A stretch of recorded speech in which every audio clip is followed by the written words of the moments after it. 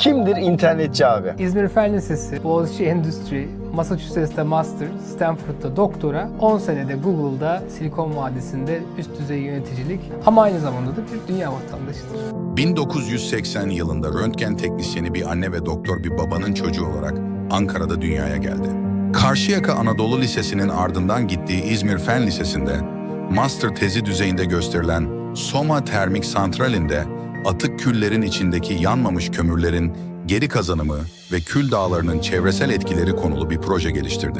Boğaziçi Üniversitesi Endüstri Mühendisliğini onur derecesiyle bitirdikten sonra Massachusetts Üniversitesi Endüstri Mühendisliği bölümünde yüksek lisans yaptı. 2003'te tüm dünyada yılda en fazla 2 kişinin kabul edildiği Stanford Üniversitesi'ndeki işletme doktorası pazarlama programına tam burslu olarak kabul edildi.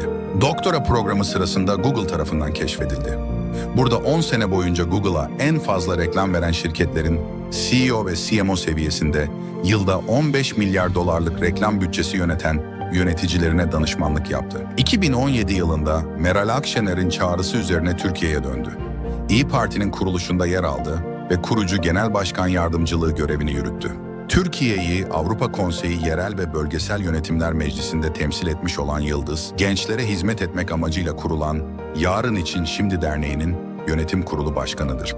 2019 ile 2023 tarihleri arasında İBB meclis üyeliği yapan Taylan Yıldız, gençlerin kendisine taktığı internetçi abi lakabıyla tanınmaktadır.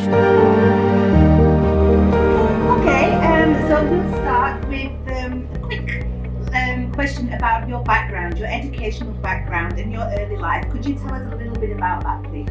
Sure, I was actually born and raised a little bit in Sivas, which is like the eastern part of Turkey, and I started going to school in Izmir, which is one of the most prominent provinces in Turkey where you can get educated from. And my parents actually had the vision that, you know, I had to have the best education that was possible. So before I started elementary school, they said, okay, we need to move from Sivas to Izmir for us to be able to find the best schools. Interestingly, like I skipped the first grade, but then in 4 years I changed 4 schools because they were like, okay, this doesn't work. I'm gonna start a new one, and I ended up, you know, finding different schools, and then I did my, I guess, like middle school in an Anatolian high school, and I went to İzmir Fen Lisesi, which is Izmir Science High School, that has been, maybe still is, I don't know, one of the most successful schools to actually ranked one of the highest in the university entrance examinations. And I was also lucky to be in the top 100 in Turkey. Then I went to Boğaziçi University, did industrial engineering degree, and did a lot of other stuff that we can talk about.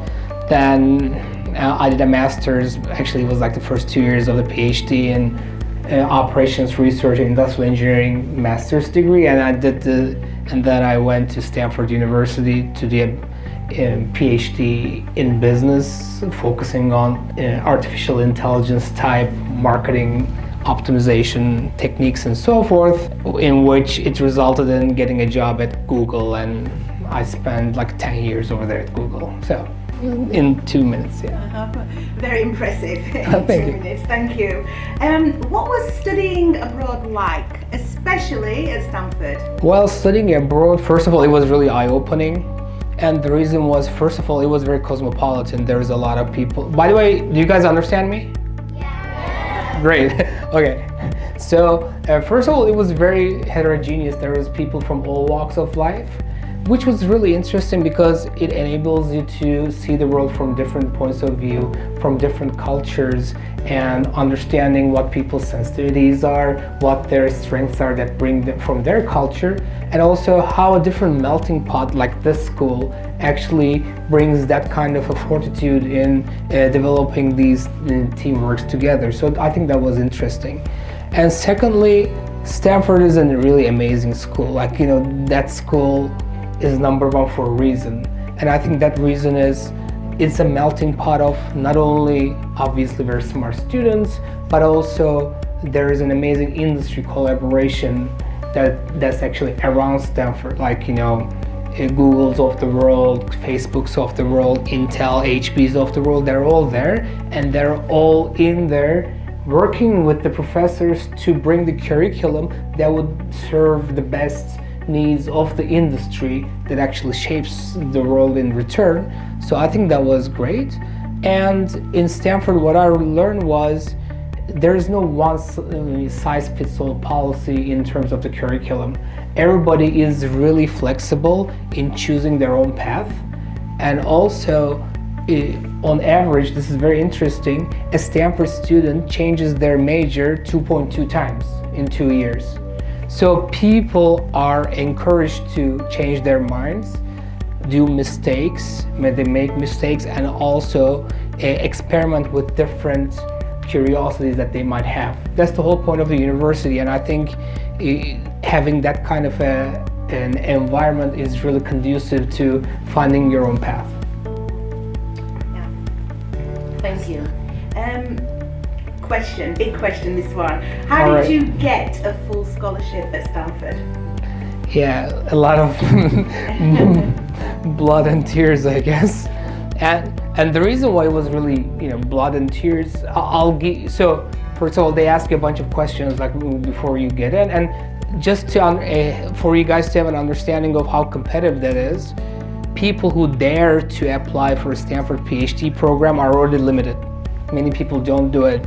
You probably have to be like your top performer in your program, and they get about 1,000 to 2,000 of these applicants across like 7 programs. Marketing was one of them, and they accept like 20 of them out of 2,000. Imagine that. Out of the select group, in my marketing program, we were 2 people, and the questions are as follows, which is really interesting. They say, okay, in your undergrad education and in your master's education, what classes have you taken? Okay, great, like we give transcript. Then they say, what textbooks have you read? And for all the classes, what have you learned from those textbooks that is relevant to what kind of research you want to do at Stanford? Minor or major, like it could be anything. But that was really interesting, and imagine having studied maybe like 40, 50 different classes and being able to give that kind of an explanation that ties into your vision of what you want to do at Stanford, it was not easy. And obviously, your story needs to fit really nicely, and everything has to come together. Just, I think like one takeaway for this young fellows would be, when I went there, guys, I was like, oh my God, I'm amazing, I'm so smart, I'm this and that. And I was telling them, I'm also a musician. And I taught many instruments to American kids. I had a band, I was touring around New England, whatever. I was thinking I'm so interesting compared to those other geniuses, right? And I said hello to my first fellow classmate, and he said he climbed Mount Everest last year. Another one said he was the US ping pong champion. By the way, these are like, Harvard, valedictorians. And then also they're table tennis champions. One guy won the American Ninja Warrior Championship.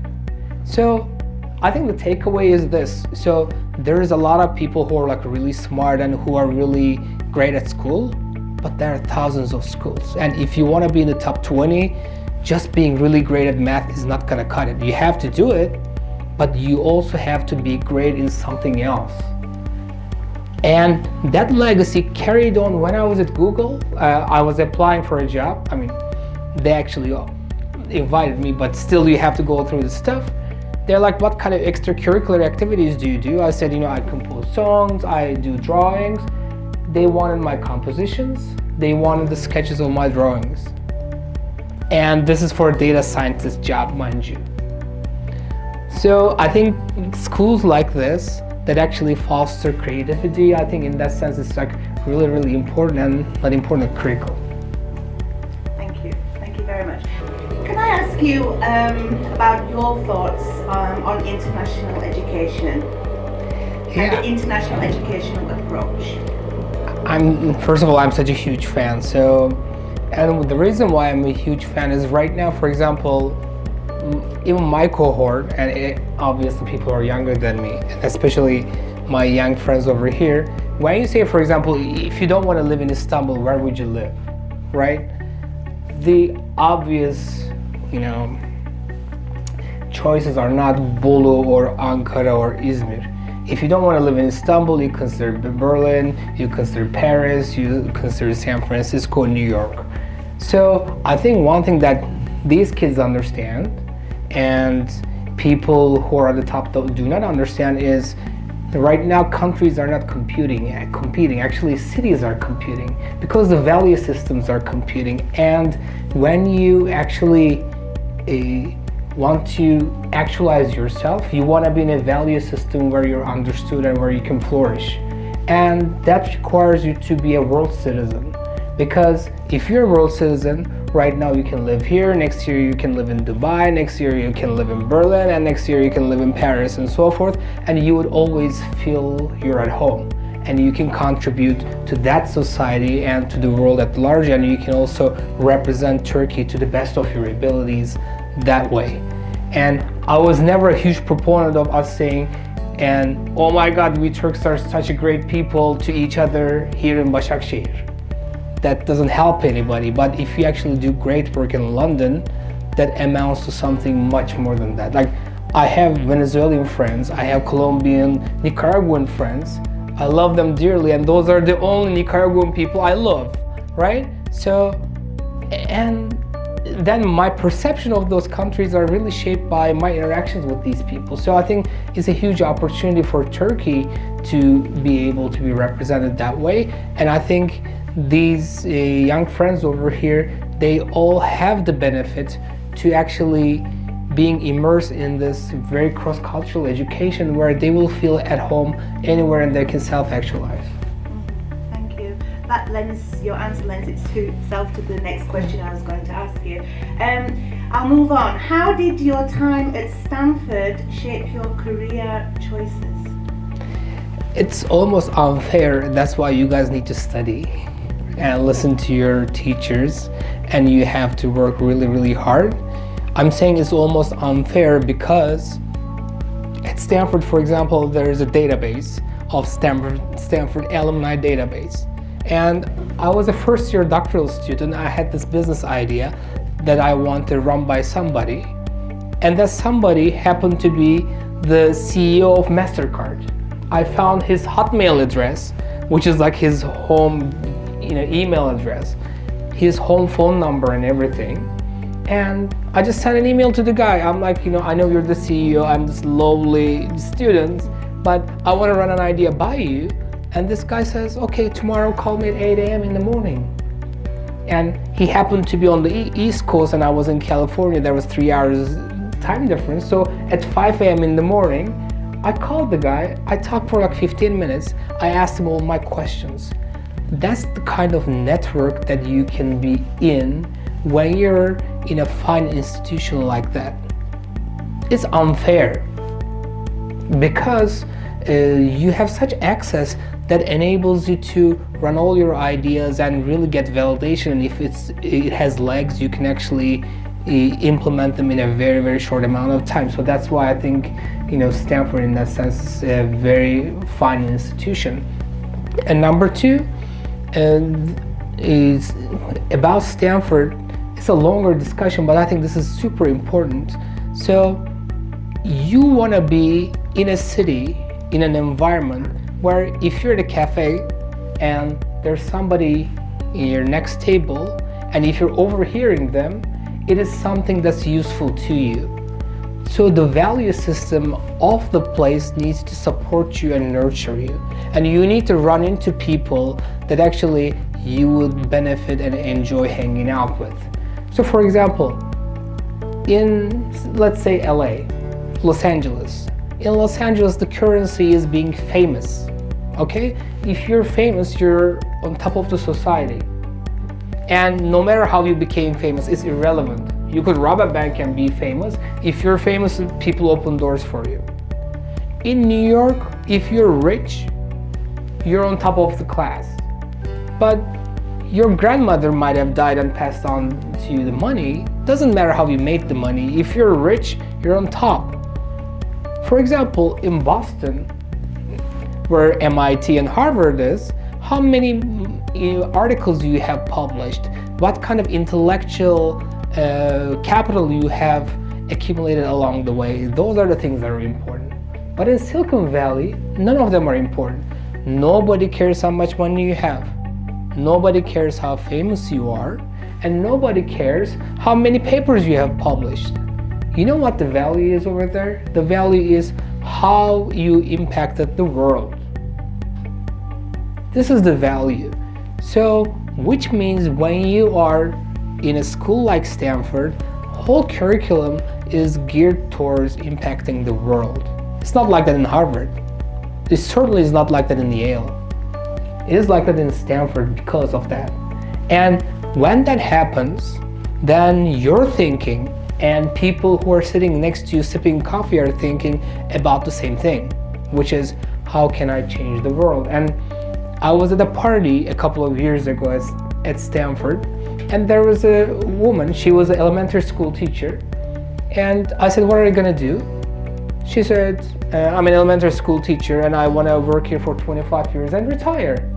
My initial reaction was, so you don't want to change the education system, you don't want to learn this for 2 years and build a startup around it. And the reason I had that reflex is, over there everybody thinks everybody else wants to impact 1 million people at the same time. So when you are trying to build a company, when you're trying to impact millions, if you do, that is the right place for you to be in, because that's where the value system is. Very interesting, thank you. What inspired you to pursue a career in technology and data analytics? Several reasons, I guess. One is, so obviously, like, I like politics, I like sociology, I like history and everything, but I always told myself, and I'm telling you guys too, is do not pursue a career in which it is super fun to do and everybody does it with or without any money, right? Because I read history books for fun, and I'm not gonna be a history major because there's so much supply of people, I cannot possibly make any meaningful amount of money. So that was one very, objective reason. Second one is I wanted to change the world, and to change the world, you need to have an army of people. And that army of people right now is not the actual people, it is actually the computer chips that you have. Because at Google, the stuff that we have done, it runs on millions of computers in like 2 milliseconds, and you can create a huge amount of impact that could be measured in billions of dollars. And in order to do this, I thought I should be able to make computers my slaves. I'm like, do this. But in order to make it your slaves, you need to be able to be the master of computing, which means then you have to be able to understand data, make sense of it, and then create some sort of monetizable insight that then you can sell it to the market, or you can make somebody else's life a little easier. Can you tell us about your role at Google and the projects you worked on?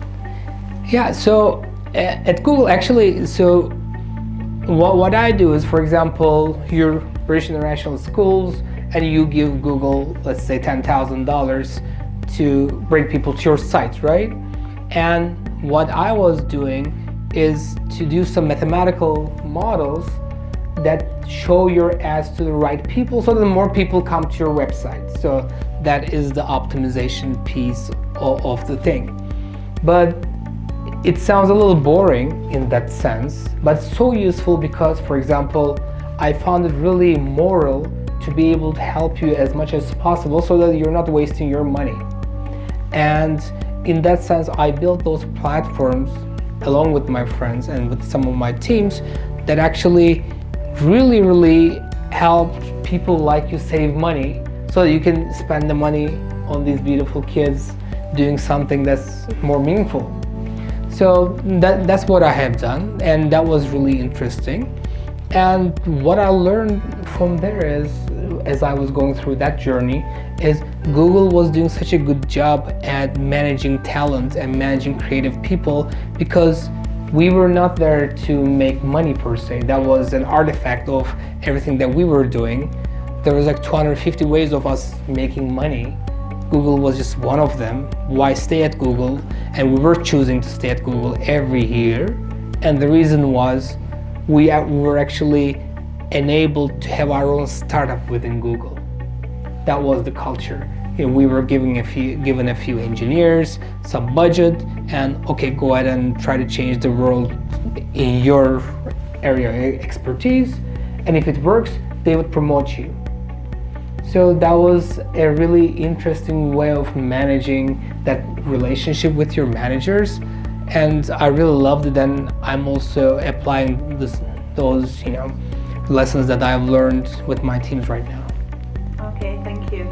That was the last question from me. I think we need to open it up to our students now.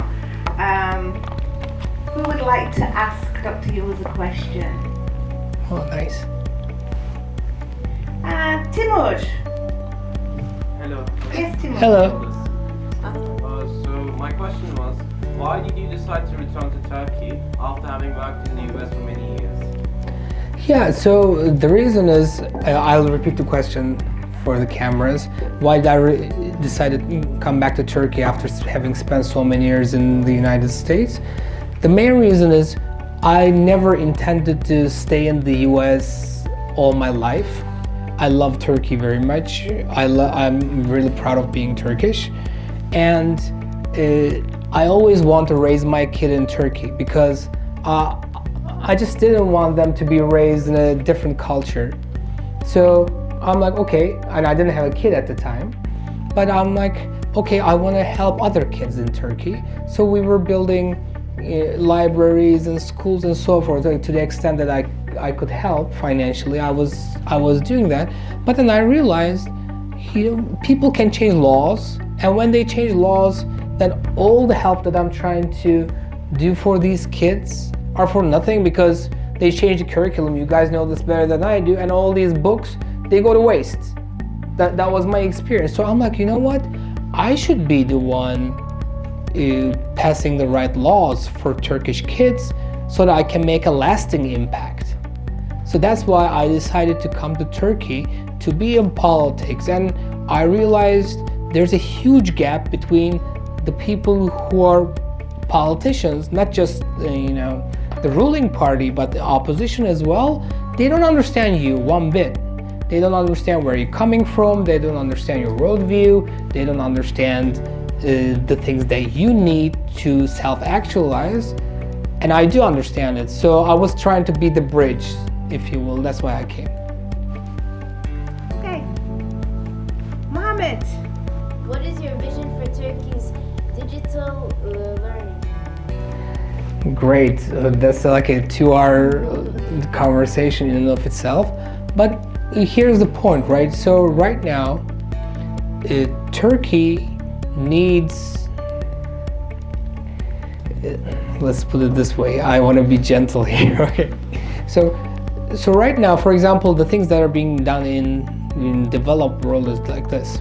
First, you learn the material from pre-recorded stuff like YouTube and so on and so forth. And then you take an exam automatically. And the exam tells you what kind of components of learning that you actually are lacking, what kind of you're strong at. Then it tries to teach you again. If you don't learn, it enables you to ask the questions to your friends, to your cohort who is good. Because it's much easier and it's much more socially acceptable for me to learn from my friend than trying to go to my teacher. If that doesn't work, the teacher actually gets engaged in, and the main role of the teacher is, this is my opinion and I think it's true, is for you to find your life purpose, find your strength, and inspire you to do it, and then show you the right path of how to go about doing it. Not to teach everything like in a 40 hours straight, 1 hour class 40 times. And I think that is not conducive to a very healthy relationship, and I don't think it's fair to teachers either. So that's why we need to have a digital-based education system where much of the things are AI-based and automated, where we place our teachers in a way that actually that finds you the right purpose for your life and what kind of future of work issues are ahead of you and how you can get prepared for it. You guys are lucky because you guys all have phones and tablets and internet access and so forth, but there are a lot of places in Turkey with villages, and the NGO that I'm heading, we're bringing internet service to villages because those guys have no internet connectivity. And then when we bring those satellite connectivity like Starlink, imagine that way, and then we bring those tablets, then they can learn stuff. And that was interesting to me because when you ask those village kids that are your age, what are you gonna do if you have internet access? I thought they would say, I'm gonna watch funny YouTube videos. They say internet is equal to life, and there is information and knowledge out there on the internet. I'm gonna go and pursue them. People are so hungry for knowledge, and I think we need to, number one, close the digital divide, and number two, completely overhaul the education system in a way that actually takes full advantage of computers and positions our great teachers to be more of a mentor than anything else. So, Thank you. you're welcome. Alex, what's your question? We're gonna see, but I have my good friend over here, Mr. Abushoğlu, and I know him quite well, and I know that his vision has been implemented here pretty spectacularly. And what I feel like this school is bringing to the Turkish education system is it's enabling you to be more global citizens of the world. And being global citizens is really, really critical. I'll give you guys a research example, okay? When you think in Turkish versus when you think in English, even your risk-taking behavior changes. Your outlook in life changes. And this is real research, actually, that happened to come from Stanford, actually. When you think in a different language, you become a different person, quite literally. Even your risk-taking behavior changes.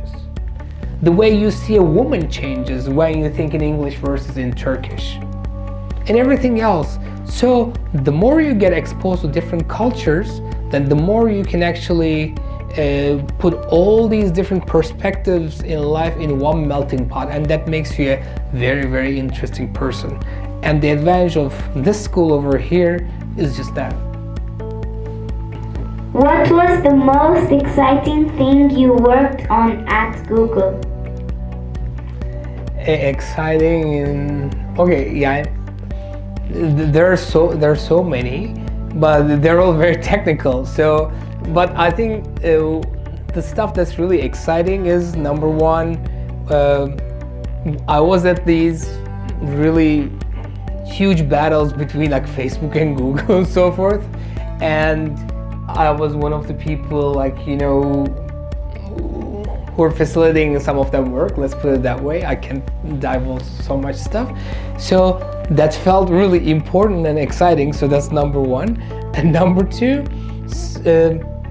obviously Google knows a lot about you guys. It knows a lot about me. And the way that we handle that data, the way what we do with that data, I was able to help shape that discussion as well, and that changed the experience of many of us, I guess. But obviously, there's bowling alleys, there's self-driving cars and iris recognition systems and so forth that we collectively worked on. That was also fun. What advice would you give us if we wanted to do something amazing with technology? Great. So first of all, try using the AI systems right now. Do you guys use ChatGPT? Yes. You're like, unfortunately. Yeah. See, what happens is, as you use those tools more and more and more, it's going to help you identify the right problems in the ecosystem, and understand how to address those problems. And also, once you create that value, like it could be a mobile app, it could be building robots or whatsoever, how to actually go about marketing it, working with the sales, and at the end of the day, how to exit the company with an acquisition or going in as an IPO. So I would definitely make ChatGPT or Google Gemini or Claude or Perplexity. I'm using all of them right now. I would use them as my helper. So that's number one. And number two, the innovations that you're going to do in technology, you're not going to do it on your own. You have to be in an ecosystem, which means you have to be surrounded by people who have very similar visions. And one thing that I would add is, for example, at Google we built models that actually try to predict if a startup is going to be successful, because we're going to invest in those companies, right? One thing that was really interesting, that learning was interesting, was the fact that if you actually failed at your first company, you're much more likely to be great at your second company. In Turkey, they call you müflis, which means somebody who went bankrupt, and it's like a negative term, okay? In the United States, if you actually messed up your first company, that's a good sign, because you learn. People actually say somebody paid your tuition. When some investor paid your tuition, you learned, now you're gonna do a better job. So the expectations from the investors is not right off the bat for you to do great things, but people actually bet on you and your team and how quickly you can change your quote-unquote stupid idea into something that's good. There's so many companies that are now billions of dollars that started doing something totally different from what they do. So the idea is not really that important, but your friends, the people you hang out with, the people you work with 20 hours a day, and the people who compliment you, those are the ones that are important. So surround yourself with these people and the technological questions will emerge to you. Last question. Ayhan. Do you think kids like us can create something that changes the world? I think you guys are the only shot at changing the world that way. Not you can, but you will. And the reason is this. Me, my generation, your teachers, we're all used to seeing things in a certain way. And it's very, very, very hard, and I would say it's impossible for us to get out of that zone and look at it a very fresh pair of eyes. Okay? For example, you can imagine a classroom with no teacher. None of the teachers here nor me can imagine that. Okay? Because we're not used to it, right? But you can imagine something totally different with holograms and stuff. Or you can imagine your teacher being in 5 different instances, teaching 5 different things to 5 of your students, friends. So what happens is, for example, when Google started, okay, nobody could envision such a thing, and those guys didn't know what they were doing, and they were not really experts in those fields. But those are the people that made it. Airbnb, they have more rooms right now than any hotel combined, but they knew nothing about hotel industry. That's why they could actually dream about it. They could dream about how to go about doing it. Now Twitter became the biggest newspaper in the whole world. And with the traffic is combined, they know nothing about journalism. But when you actually have a fresh pair of eyes like you guys do, you have no pre-notions about how the world should be working, then you guys are the people who can actually have a shot at changing the world. So you guys are in the right age group right now, and by the time you're 18 to 20, you'll have a feel of like what those questions will be, and by the time you're 20 to 24, you will have changed the world. Now, thank you. I would like to invite the chairman of the board at BIS Bahçeşehir, Mr. Nazım Ünsal Abuşoğlu, to the stage to express his thanks and to present a flag. First of all, as British School Istanbul, we aim to raise our students as well-rounded and happy citizens of the world with a very good English background. And to be honest, above all, we would like to raise them as a good people and to ensure that they represent Turkey successfully in the world. And Mr. Taylan Yıldız is a very good example of this. We are very happy to host him here. And I would like to special thank him for his participation and valuable information and wish him continued success. Thank you, my friend, for your coming. Thank you so much. Thank you. And of course, thank you for your kind questions. Yeah, they all have been great, guys. So thank you so much. Yes.